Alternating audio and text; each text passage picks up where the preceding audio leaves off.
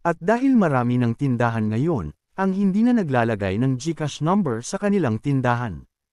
At tanging QR code na lang, ang kanilang binibigay para sa cash out at payment. For security purposes.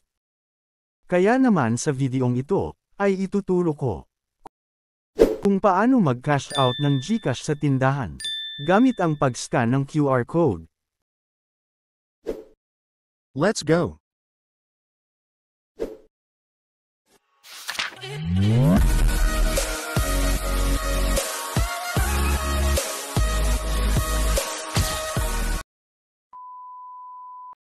First, pumunta tayo sa tindahan na available ang GCash, at kunin natin ang kanilang QR code.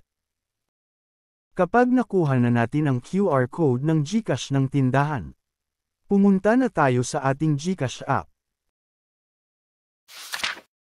Pindutin ang GCash app, at mag-log in.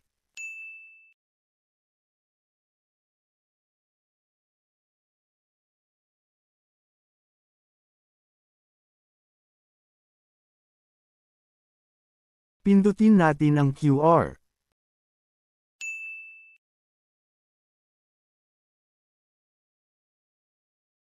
At ngayon i-scan na natin ang QR code ng GCash ng tindahan.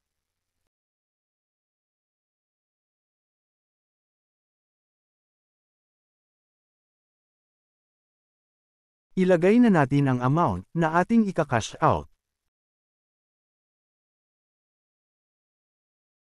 At pindutin na natin ang next.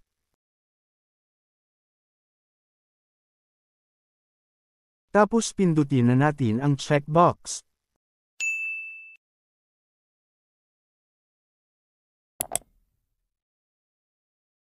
At pindutin na natin ang send.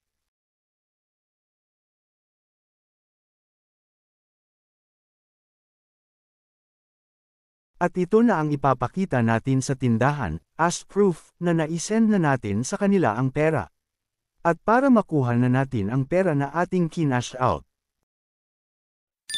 At tungkol naman sa bayad, ganito na karamihan ang service fee ng mga tindahan. Kaya naman yung kinash out kung 1,000, binawasan na lang nila ng 15 pesos na service fee. Kaya 985 na lang ang binigay sa akin. At yun lang, sana nakatulong. Please subscribe.